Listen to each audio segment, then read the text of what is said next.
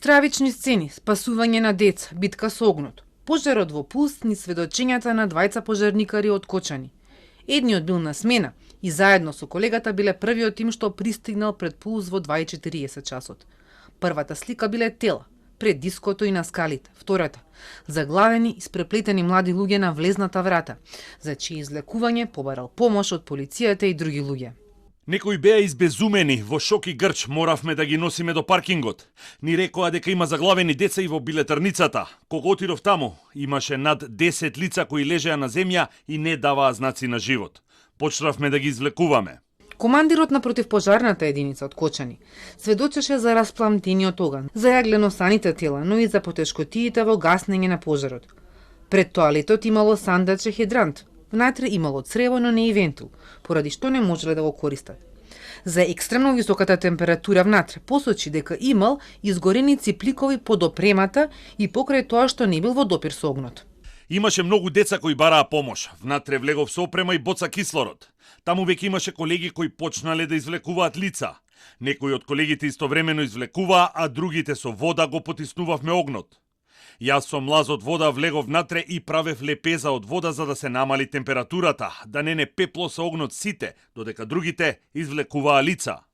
Сведочеа и двајца млади луѓе кои копната ноќ го преживеале пожарот, но на излегување од стампедото изгубиле свест и паднале. Потоа се разбудиле, едниот на паркинг, другиот во болница.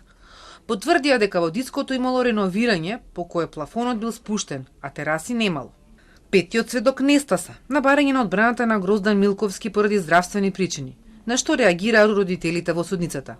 Уште утринава, тие побараа надлежните да истражат притисоци врз сведоци од братот на Дејан Јованов, за кои имаат сознание дека во затворот користел телефон од друг притвореник.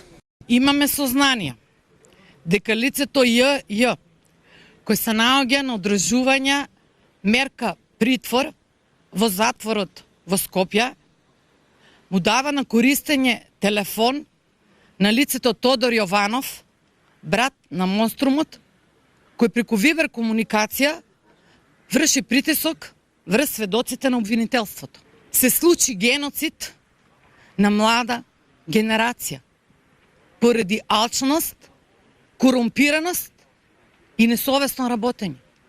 А пак се продолжува да се работи во таа насока. Адвокатот на екс-министерот Крешник Бектеши го повика обвинителството да го ревидира обвинението, по примерот на она за полицајците, каде за тешки дела против општата сигурност одговараат само оние директно поврзани со ноќта на пожарот. Во однос на поголем број од овие луѓе кои што се овде, постапката треба да запре затоа што лица кои што не се присутни таа вечер и не се на должност, со конкретни обврски кои што можеле да бидат превземени или не превземени како пропуштање за причина, за последица, за настанување на самиот пожар и последиците кои што настанале од нив. Следното рочиште на 19 февруари со уште 5 мина сведоци на обвинителството.